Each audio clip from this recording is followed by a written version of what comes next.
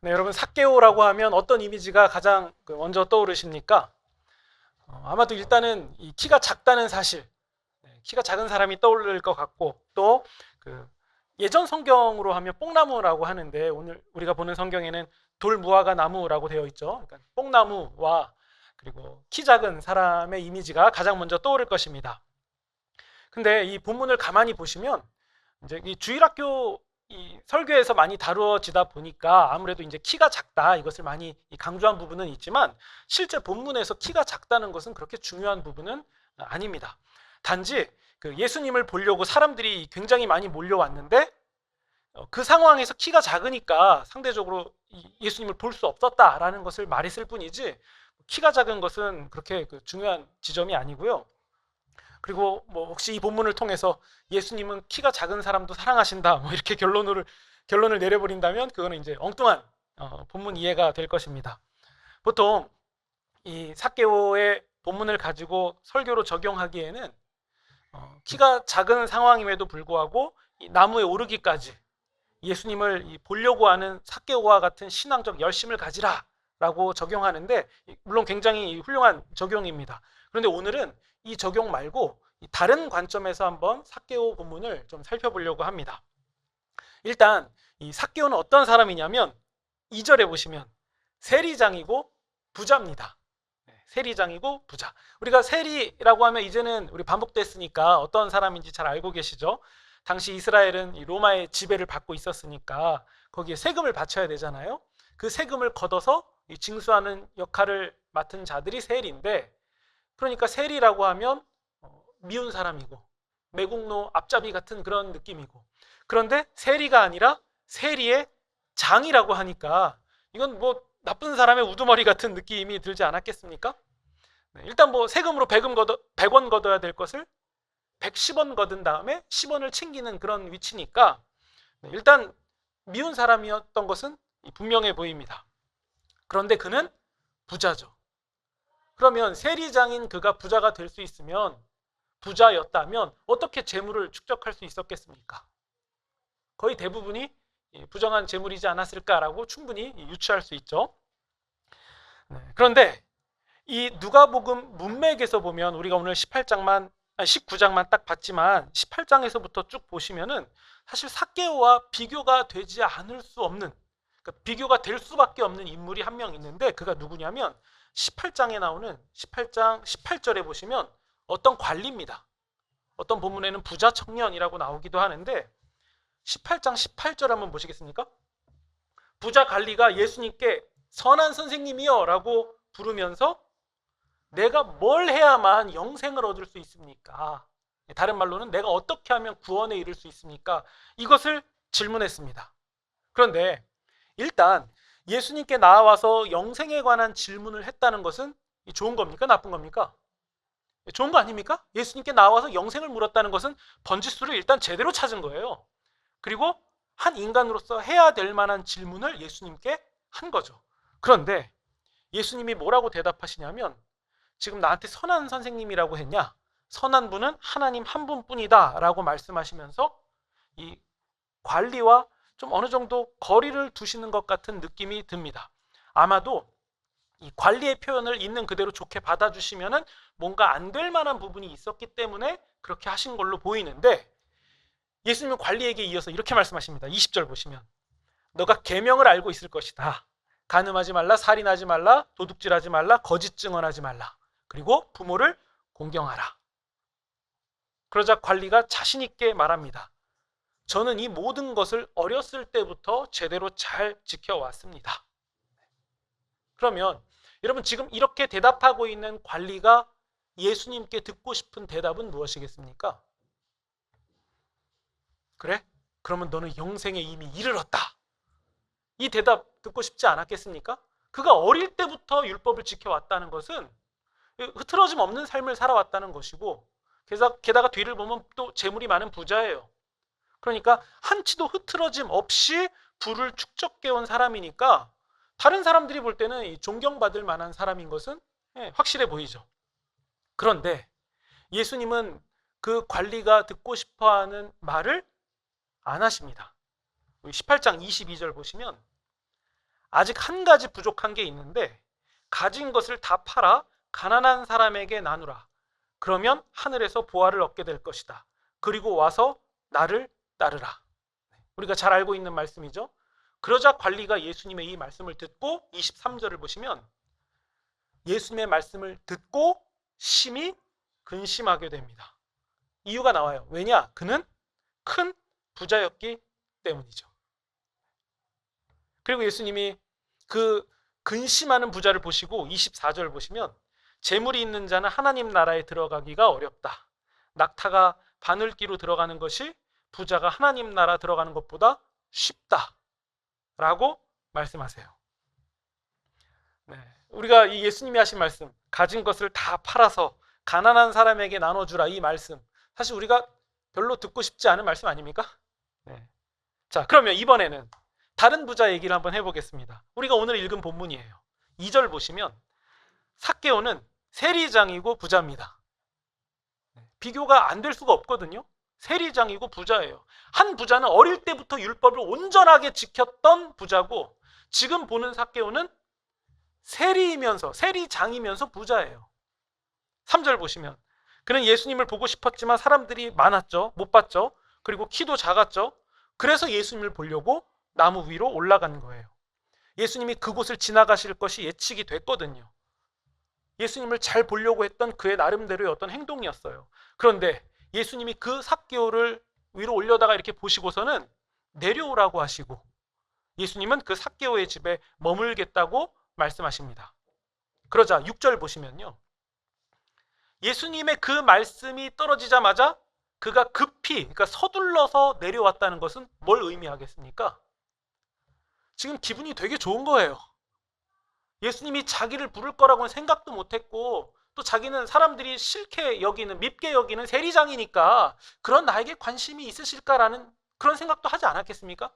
그런데 예수님이 그 삭개오를 보고 내려와라, 그리고 그 말을 듣자마자 급하게 내려왔다는 것은 지금 매우 기쁘다는 거죠.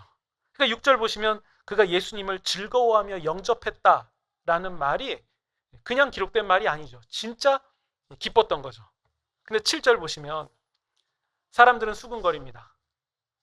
그것도 세리장의 집에 거한다는 것은 그들의 문화로 볼 때에는 매우 불편한 일이에요. 그런 일은 일어나면 안 될 일인데 그 일을 예수님이 직접 자처하세요. 사실 우리가 이거 낯선 모습이 아니죠. 15장 할 때, 우리 누가복음 15장 나눌 때 한번 보지 않았습니까? 예수님이 죄리와 세리들을 환영하시면서 그들과 함께 식사를 나누시잖아요.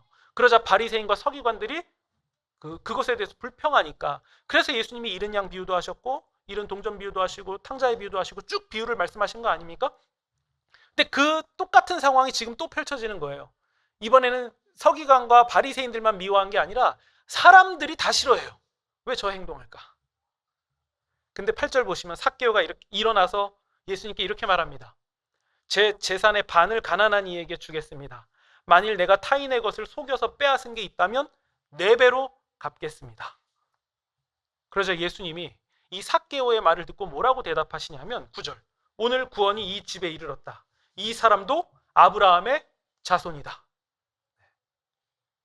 그럼 여러분, 삭개오의 결단과 예수님의 이 대답에서, 예수님의 선언에서 우리는 어떤 느낌을 받게 됩니까? 해피엔딩 아닙니까? 되게 멋진 결론이 지금 지어진 것 같고, 이대로 이야기가 끝나도 괜찮을 것 같은데 딱 한 사람, 되게 억울해 보일 만한 한 사람이 있어요. 그게 누굽니까? 부자죠. 부자 청년은 억울하죠. 왜냐면요, 일단 보세요. 삭개오는 얼마를 가난한 자와 나누겠다고 얘기했죠? 절반이에요. 그리고 누군가의 것을 속여 빼앗은 게 있다면 4배를 갚겠다고 했어요. 그런데 일단 속여 빼앗은 것은 그거는 죄 지은 거니까 그건 빼놓고 봅시다. 4배를 갚든 5배를 갚든 일단 속여 빼앗은 것은 잘못한 거잖아요. 그건 빼고 반만 가난한 자에게 주겠다고 한 말을 보세요. 근데 예수님은 그 말을 듣고서는 이 집에 구원이 이르렀다고 말씀하셨어요. 그런데 부자 관원에게는 예수님이 뭐라고 말씀하셨죠? 다 바치라 그러셨잖아요. 전 재산 다 가지고 오라고. 그러면 이거 우리가 봐도 불공평한 거 아닙니까? 부자 관원은 다 바치라고 해서 근심하게 만드시고, 근데 삭개오는 반만 내겠다고 하니까 구원이 이르렀다고 하고, 그러면 이게 예수님이 시켜서 한 것과 자발적으로 한 것 뭐 이런 차이입니까? 그렇죠? 그러니까 이 상황을 만약에 부자 관원이 끝까지 지켜봤다면, 잠깐만요, 그거 되게 억울한데요, 저 지금? 이렇게 말할 법한 상황이 펼쳐진 거라는 거죠.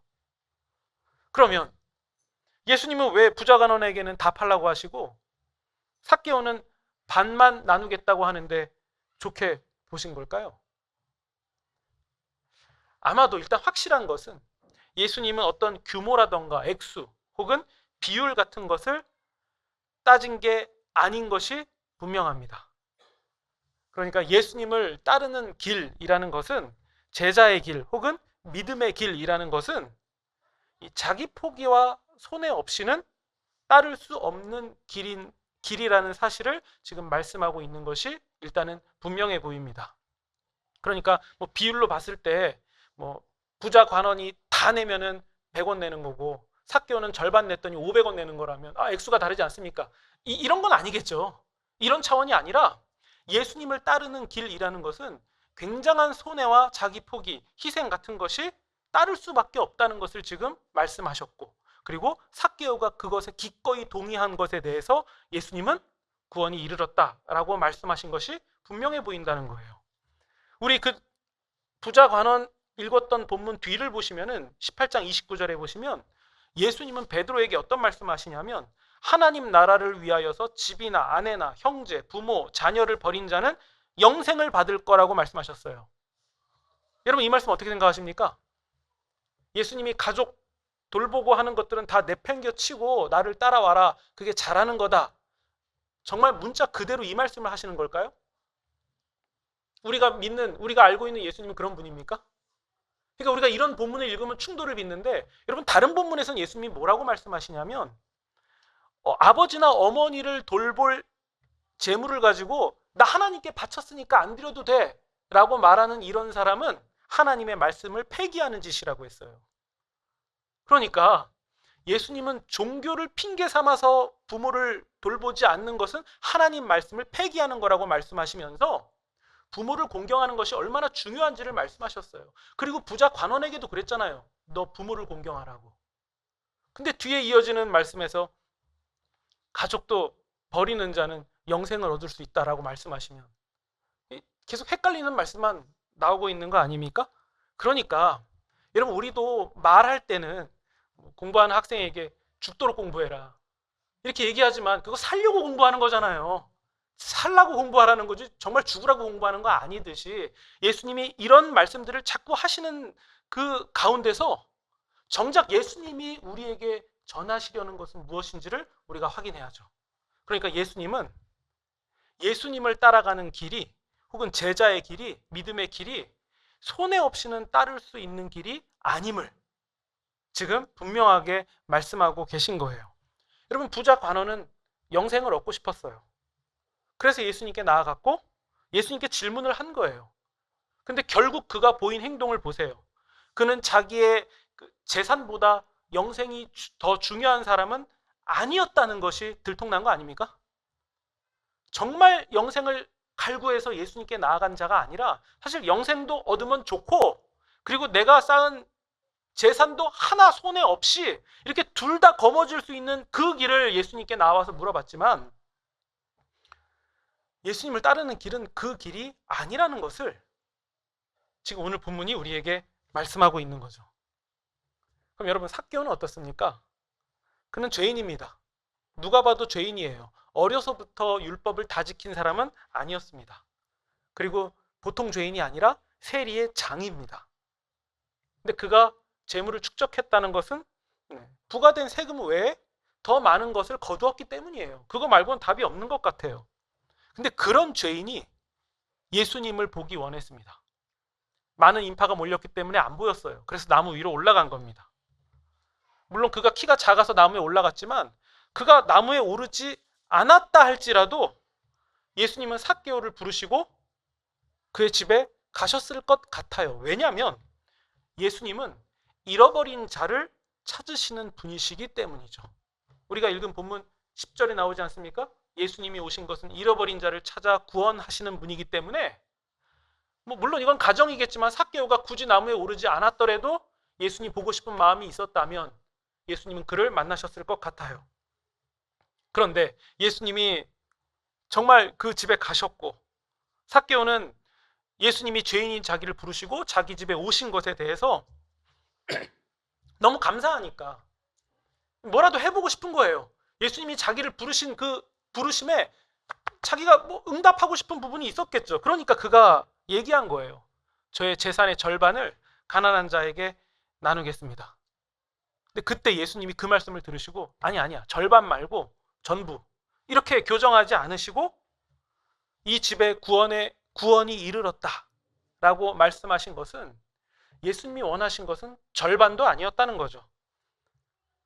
그냥 그가 예수님을 따라가기로 결심했을 때 그가 어떤 희생이든 손해든 감내해 보겠다는 그 의사를 비춘 것, 그것을 예수님이 귀하게 여기셨다는 거예요. 여러분 삭개오가 한 말을 가만히 보세요. 그가 부당하게 취한 것을 4배로 갚겠다고 말했잖아요. 사실 율법에 의하면 4배까지 갚을 필요도 없어요.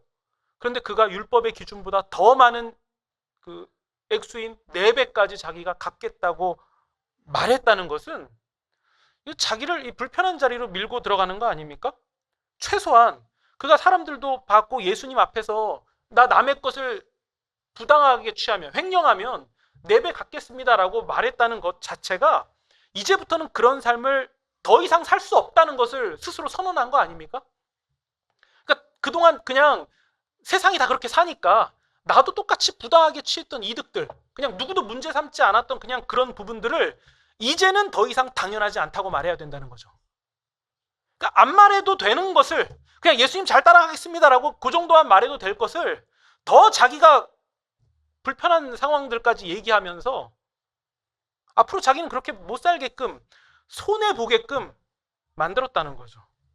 그러니까 여러분 오늘 우리가 본문을 통해서 확인할 수 있는 부분은 무엇이냐면 예수님이 기쁘시게 받으시는 믿음, 예수님을 따라가는 길, 영생에 이르는 믿음이라는 것은 기꺼이 손해를 보는 길이에요. 세속적인 시각으로 볼 때에는 당연한 이익이라 할지라도 하나님의 선악으로 다시 한번 비춰보고 이걸 내가 취해도 되는지를 점검해보고 그렇게 결정하는 게 믿음의 길이라는 거예요. 근데 여러분 그렇게 하면 이건 손해예요. 무조건 손해입니다. 그냥 조용히 살아온 대로 살면 되잖아요. 아무도 문제 안 삼으니까. 그냥 우리 그 흙탕물 같은 거 컵에다 받아놓으면 가만히 두면 위가 맑잖아요. 그러면 물이 필요하면 위만 살짝 떠서 쓰면 되는 거예요. 굳이 밑에 흙탕물이 있는지 없는지 그걸 휘저어가지고서는 불편하게 서로 만들지 말고 그냥 조용한 거 위만 살짝 떠갖고선 쓰면 되는 거잖아요. 근데 삭개오가 지금 하는 일이 바로 그런 거 아닙니까? 밑에 흙탕물이 있는지 그거 다 지금 들써내고 있는 거잖아요. 가만히 둬도 될 거. 왜 그렇게 손해를 자처하죠? 왜 삭개오는 손해를 자처합니까? 그냥 이유는 하나예요. 그가 예수님을 만나고 자기가 느낀 그 믿음의 길, 제자의 길이라는 것은 손해를 자처하는 길이기 때문에 그래서 그는 그렇게 하겠다라고 고백한 거죠. 그러니까 여러분 예수님이 말씀하신 것은 전액이냐 반액이냐 반의 반이냐 그런 게 아니라 예수님을 따르기 원하는 그 사람의 중심을 보신 것이 분명하고 그 중심은 예수님을 따라가는 길에 있어서 어떠한 손해라도 기꺼이 감수하고 바른 길을 가겠습니다. 예수님 뜻대로 가겠습니다. 이것을 말한 것이 분명합니다. 여러분 예전에 여러분도 아마 기억하시는 분들 많으실 것 같은데 이런 기사를 본 적이 있습니다. 만약 당신에게 10억을 줄 테니까 잘못을 저지르고 교도소에 1년간 다녀오라고 하면 어떻게 하겠는가? 이 질문 혹시 보신 분 계시지 않습니까? 기억나는 분도 계실 것 같은데 그 기사가 떴을 때 당시에 10억이라고 하면은 서울에서 웬만한 평수의 아파트 그냥 하나 살 수 있을 상황이었어요. 그러니까 대한민국 직장인 평균 월급으로 따졌을 때에 25년간 한 푼도 쓰지 말고 모아야 되는 금액이었고 반만 쓰고 반은 저금한다고 했을 때에는 50년 걸릴 그런 금액이었어요. 그런데 잘못 한번 저지르고 교도소 1년만 갔다 오면 10억 원 주겠다. 이 질문에 대학생 2명 중에 1명은 잘못을 저지르고 교도소에 다녀오겠다고 대답을 했어요. 여러분 생각은 어떠십니까? 남 얘기 말고 지금 여러분 말씀입니다. 딱 한 번만 죄 지으면 돼요. 그리고 1년만 교도소 갔다 오면 돼요. 그러면 10억 준대요. 하시겠습니까? 안 하시겠습니까? 오늘 물가로 좀 올려볼까요?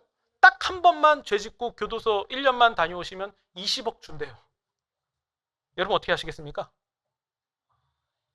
여러분들의 표정만 봐도 어떤 대답을 하고 싶으신지 알 것 같습니다. 합리적이지 않습니까?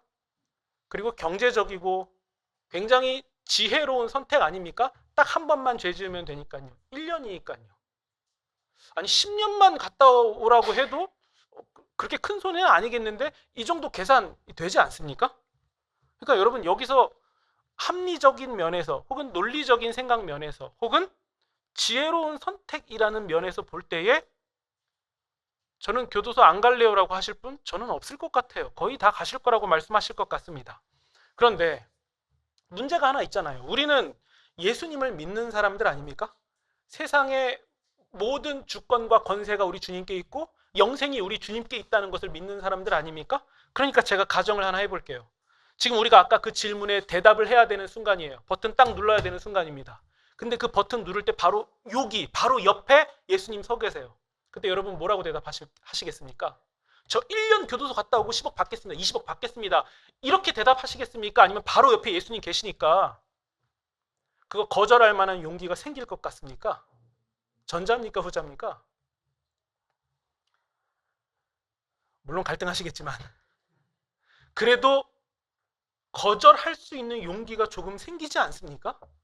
왜죠? 예수님이 우리 옆에 지금 서 계시다는 이 사실 하나 때문이에요. 그러니까 무조건 1년 정도면 갔다 와야지라고 생각하던 내가 예수님을 생각하고 천성의 가치, 영생을 생각해 보니까 거절할 수 있는 용기가 생기기 시작하는 거예요. 그리고 또 고민하고 계속 고민하고 1시간 있다가 다시 결정합시다라고 했을 때 여러분 조금 더 거절할 수 있는 용기 쪽으로 더 치우쳐 갈 수 있는 그런 우리가 발견될 것 같지 않습니까? 그러니까 여러분 왜 우리가 예수님이 바로 옆에 계시면 다른 선택을 할 수 있는 용기가 생기냐면 정신을 차렸기 때문이에요. 정신을 차렸기 때문이죠. 이 세상에서 먹고 살고 죽다 끝난다는 게 아니라는 것을 생각하니까 영생이 있다는 것을 분명히 확신하게 되니까 여기 이 짧은 인생의 모든 걸 걸 필요가 없겠다라는 것이 점차 보이기 시작하기 때문에 그런 거죠. 그러니까 우리가 실제로 계산을 정말 제대로 할 수 있는 사람으로 점차 갈 수 있게 되었다는 거예요. 그러니까 여러분 믿음의 길은 세상의 권세와 권력, 이득, 명예, 대세, 흐름 이런 것에 대해서 손해보는 길로 가는 것이라는 이 사실이 이제는 뭔지 좀 알 것 같지 않습니까? 마냥 손해보는 게 좋은 거다 이 말씀을 드리는 게 아니라 세상의 기준과 우리 주님의 기준이 충돌하기 때문에 그때 우리는 어디에 설 것인가 이 질문 앞에 설 때 우리는 기꺼이 손해볼 수 있는 길을 갈 수 있는 사람이라는 거죠. 왜냐? 그게 우리가 생각했던 믿음의 길이기 때문입니다. 손해보는 길로 간다는 것 이것을 우리가 다른 말로 바꾸면 저항한다 라고 말할 수 있을 것 같아요. 다 이게 똑똑한 길이라고 이게 맞는 길이라고 이게 돈 버는 길이라고 말할 때 우리가 저항할 수 있는 것 그럼에도 하지 않겠다라고 말하는 것 이것이 믿음의 길입니다. 여러분 독립운동가들이 나라를 되찾을 가능성이 보였기 때문에 독립운동한 거 아니잖아요. 그들은 저항한 거잖아요. 다니엘이 사자밥 되지 않을 거 확실하게 알고 있으니까 예루살렘을 향해서 기도했던 거 아니잖아요. 다니엘의 세 친구들이 풀무불에 던져지면 자기 안 죽을 거 확실하게 알기 때문에 그거 한 거 아니잖아요. 그리 아니하실지라도 우리는 안 하겠다라고 말한 거 아닙니까? 그게 믿음이라면 그걸 우리는 다른 말로 바꿀 수 있는 거죠. 저항이에요. 저항입니다. 저항이라는 것은 이득이 되는 게 뻔히 보임에도 불구하고 거절하는 거예요. 그래서 저항이라고 말하는 거죠. 왜냐? 그 저항이 우리가 믿는 바를 정확하게 보여주기 때문이죠. 왜 저항합니까? 이득, 논리 문제라면 답은 뻔해요. 근데 저항이라면 그 뻔한 것을 거절하는 사람이 된다는 거죠. 저항이 우리를 그렇게 만들어 갑니다. 비상식적이에요. 한 1년만 갔다 오면 10억 주겠다는 거 거절하는 것은 사실 비정상이에요. 그건 맞지 않는 거예요. 돈 벌지 못하는 길이에요. 그럼에도 거절하는 것은 저항이고 믿음의 길이라는 사실. 그러니까 우리는 답을 분명하게 할 수 있는 겁니다. 우리가 예수님을 따르는 길이라는 것은 바로 이 믿음의 저항을 말하고 있는 것이고, 그래서 여러분 삭개오는 예수님을 만난 후에 이제부터 자기가 살아왔던 인생에 대하여서 저항하며 손해보기를 결정한 거예요. 그리고 반대로 부자 관원은 예수님을 만난 이후에도 여전히 자기가 살아왔던 인생대로 살기를 포기하고 싶지 않았기 때문에, 그래서 그가 고민한 거였죠. 그러니까 부자 관원과 삭개오의 결정적 차이는 바로 여기에 있었던 겁니다. 여러분, 그러면 우리는 어떤 믿음의 길을 걷고 있습니까? 우리가 추구하는 믿음의 길은 무엇입니까? 내가 세상의 흐름을 따라서, 통념을 따라서 누려왔던 모든 것들을 하나도 놓치지 않으면서 내가 갈 수 있는 길이라고 생각하셨다면 그것은 예수님이 부르신 믿음의 길은 아니라는 것, 이것은 우리가 분명하게 하시면 좋겠습니다. 우리가 오늘 이 좋은 주일에 이렇게 나와서 예배를 드릴 수 있는 것, 예배를 드리기로 이 형식을 우리가 사수한 것도 믿음의 저항이고, 신앙 고백을 담은 헌금을 주님께 드리는 것도, 내가 쓸 돈인데 이것을 헌금으로 드리는 것도 사실 경제적으로 보면 안 맞는 거죠. 멍청한 행동이죠. 그럼에도 우리는 이것을 하는 이유는 믿음의 저항 차원에서 우리의 모든 것의 주인은 바로 주님이시라는 신앙 고백, 그러니까 저항 차원에서 했던 일이고, 사람 사이에서 불편해질 거 알면서도 나 교회 다녀 예수님 믿어 라고 밝힌다는 것은 앞으로 불편해지는 거 뻔히 계산이 되면서도 했던 우리의 믿음의 저항이었던 것이고, 우리가 신자이기 때문에 금주와 금연 이런 거 결정하는 것도 그게 건강이냐 아니냐 이건 두 번째, 세 번째 문제고, 믿음의 저항이었기 때문에 했던 것 아닙니까? 모든 것은 믿음의 저항이었던 거죠. 어느샌가 우리는 신앙마저도 이득이 되는지, 이게 논리적인지 합리적인지 다 계산하고 따라가고 있었던 내가 남았던 거 아닙니까? 여러분들이 정함교회 담임 목사님을 한 명 모신다고 해봅시다. 그러면 한번 교도소 갔다 오고 10억 받는 그 사람을 세우겠습니까? 믿음의 저항을 한 사람, 그 사람을 세우겠습니까? 다 뻔하지 않습니까? 여러분, 왜 그러면 현명한 판단 안 한 다른 사람을 뽑죠? 우리는 알고 있잖아요. 세상을 따르는 내가 아니라 정말 주님을 따르는 내가 원하는 것은 무엇인지를 분명히 알고 있기 때문에. 그래서 한번 죄 짓고 교도소 갔다 와서 10억 벌겠다라고 하는 사람은 우리 자녀의 유치원 선생님으로도 뽑고 싶지 않고, 모시고 싶지도 않고, 우리 교회 목사로도 모시고 싶지 않은 거예요. 그게 돈이 안 돼서가 아니라 우리는 뭐가 주님이 기뻐하시는 것인지를 분명히 알고 있기 때문이죠. 그러니까 우리가 조금만 더 얘기해 보면 정말 믿음의 내가, 주님을 사랑하는 내가 무엇을 원하고 있는지 우리는 알아요. 근데 그게 알고 싶지 않은 거죠. 왜냐? 불이익이 되니까요. 손해가 되니까요. 그러니까 여러분, 우리는 이 기로에서 분명히 서서 분명한 결정을 항상 하셔야 됩니다. 여러분, 예수님을 만난 삭개오는 앞으로도 계속 손해보는 삶을 살게 되었을 것이 분명합니다. 그러면서도 동시에 나는 잃은 것이 하나도 없고 너무 많은 것을 얻었다라고 고백하는 사람으로 계속 살아갈 것도 분명합니다. 왜냐하면 그는 믿음의 결국, 곧 영혼 구원에 이르렀기 때문입니다. 여러분, 믿음의 저항과 그에 따르는 손해 없이 예수님을 믿겠다라고 말하는 것은 그건 예수님 따르는 길이 아니고 예수님이 초청한 믿음의 길도 아닙니다. 부자 관원도 삭개오도 마찬가지고 저와 여러분도 마찬가지예요.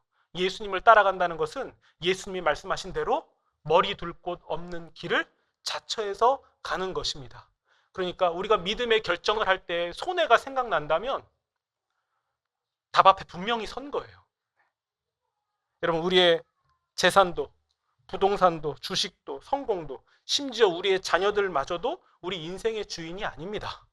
아니에요. 이 말씀은 안 중요하다는 게 아니에요. 안 중요하다는 말씀이 아니라 우리의 주인이 아니라는 것을 지금 말씀드리고 있는 거예요. 그렇다면, 이것을 분명하게 한다면 우리는 지금까지 살아왔던 인생의 결정과 다른 결정을 앞으로 할 수밖에 없다는 말씀이죠. 우리는 지금보다 더 가지지 못했을 때, 더 누리지 못했을 때 더 주님을 사랑했고 더 힘있게 주님을 따라갔었다는 이 사실을 잘 생각하시면 좋겠습니다. 결국 우리를 망설이게 만들었던 건 무엇입니까? 우리의 발목을 잡고 있는 것은 무엇입니까?